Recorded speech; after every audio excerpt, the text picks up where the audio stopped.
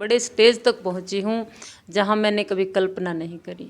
तो रितु जी, इसका मतलब आपको बहुत सारी कठिनाइयों का सामना करना पड़ा हाँ जी, होगा। हाँ तो जी, ऐसी बिल्कुल। कौन कौन सी कठिनाइयाँ रही थी जब आपके भजन क्षेत्र में आने वाले मतलब में रोड़ा अटकाती रही थी? हाँ जी, जैसे स्टार्टिंग में तो घर वालों को भी थोड़ा लगता था कि जी समाज से थोड़ा अलग हट के कर रही है, जी कभी मन डगमगाया, लेकिन मैंने हौसला रखा जी कि कभी न कभी मेरी मंजिल तक मैं पहुंचूंगी, क्योंकि मेरा गलत उद्देश्य नहीं था। जी।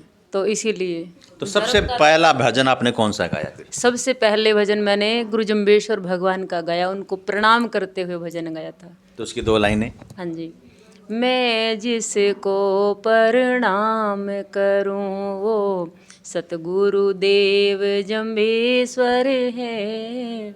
मैं जिसको प्रणाम करूं वो सतगुरु देव जम्बेश्वर है। ध्यान लगाऊं शीस निभाऊं एक भरोसा उन पर है। इन्हीं लाइनों के लक्ष्य के ऊपर मैं चलती रही कि मेरा एक अटूट विश्वास है कभी ना कभी भगवान मेरी सुनेंगे, और आज उन्होंने मेरी हर फरियाद को सुना और मुझे इस मुकाम तक पहुंचा। बिल्कुल रितु जी, आपकी जो लाइनें सुनी है वास्तव में आपकी आवाज़ में जादू है। तो रितु जी, मतलब आपने जो कौन सी उम्र में, किस उम्र में सबसे पहले भजन गाना स्टार्ट कर दिया था? मैंने मेरी दादी माँ के साथ जाती थी, मैं जब से 8-10 साल की थी। जी 10 साल से मतलब आज तक मेरे यही प्रयास चलता है। मुझे सबसे बड़ा मेरा ये शौक़ था और यही मेरा लक्ष्य था। जी। हाँ और अभी जी। तक कहाँ कहाँ भजन आप गा चुके हैं, और कौन कौन से, जैसे आपने बताया कि बड़े से बड़े स्टेज पर आप हाँ अपना जी। भजन साझा कर चुकी हैं, तो कौन सा स्टेज, कोई ऐसा बताएं इसके बारे में? हरियाणा, राजस्थान, पंजाब सभी जगह जाती हूँ मैं। हर जगह आपने हाँ अपना जी, भजन गाए जो हैं। सबसे बड़ा स्टेज है हमारा मुक्ति धाम मुकाम है, जी जहाँ गुरु जम्बेश्वर भगवान की समाधि स्थल है। जी। वहाँ पर मुझे भजन गाने का, उनकी महिमा गाने का सबसे बड़ा सौभाग्य मिला। तो अब समाज आपका साथ दे रहा है हाँ जी, बिल्कुल।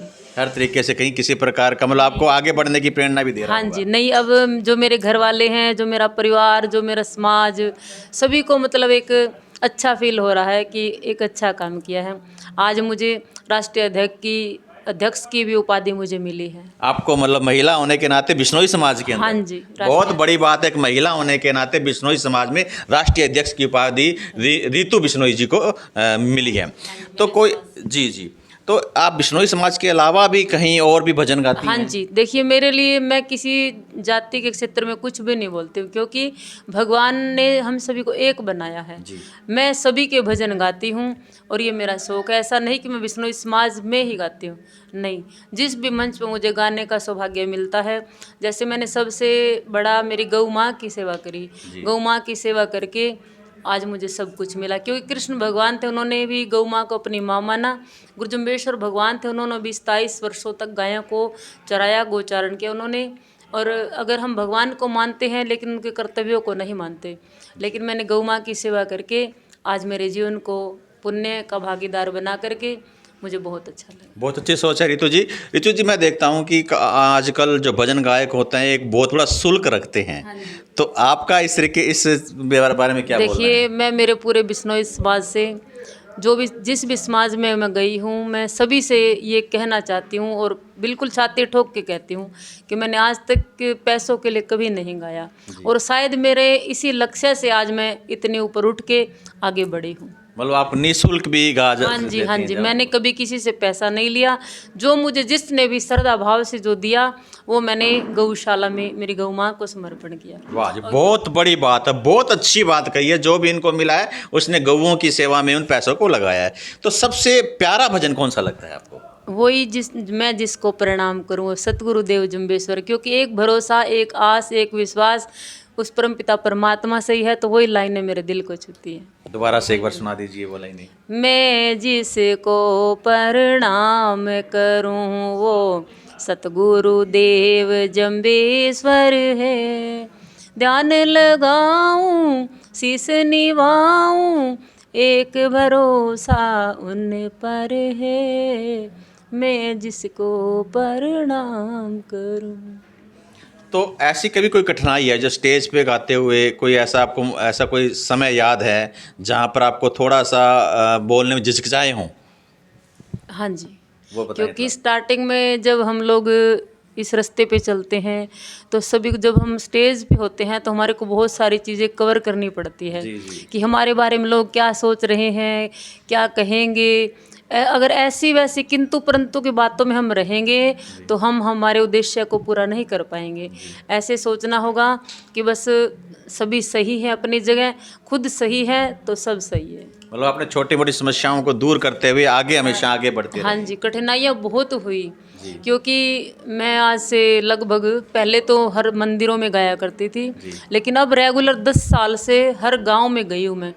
पहले तो गाड़ी की व्यवस्था नहीं थी मेरे पास, जैसे मैं बस बाई बस उस स्टेज तक पहुँच के जैसे घर का भी संभालना पड़ता था, लेकिन मैंने बहुत परिश्रम मेहनत बहुत करी है मैंने जी। हाँ जी। तो जो पूरे देशवासियों को और जो भजन आपके जो फॉलोअर्स कह सकता हूँ, जो आपको भजन को पसंद करते हैं, उनके बारे में क्या बोलना चाहेंगे, क्या संदेश देना चाहते हैं उनके?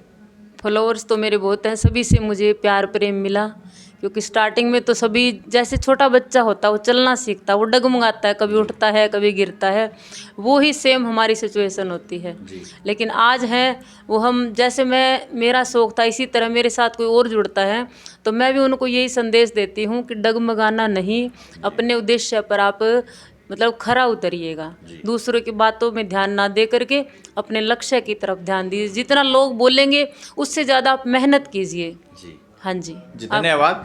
तो आप रितु बिश्नोई जी को सुन रहे थे, जिन्होंने बताया है कि हमेशा कहीं पे कोई समस्या आती है तो आपको डगमगाना नहीं है बिल्कुल भी, और हमेशा अपने पथ की तरफ आगे बढ़ना है। समस्याएं बहुत आती हैं, और रितु बिश्नोई एक महिला होने के नाते और दूसरा कि एक छोटे से गांव से बिलोंग करते हुए भी आज इस मुकाम पर पहुंची है कि पूरा देश रितु बिश्नोई को याद करता है। और भजन के नाम पर जैसे आपने इनकी 2 लाइनें सुनी, वास्तव में इनकी आवाज़ में जादू है।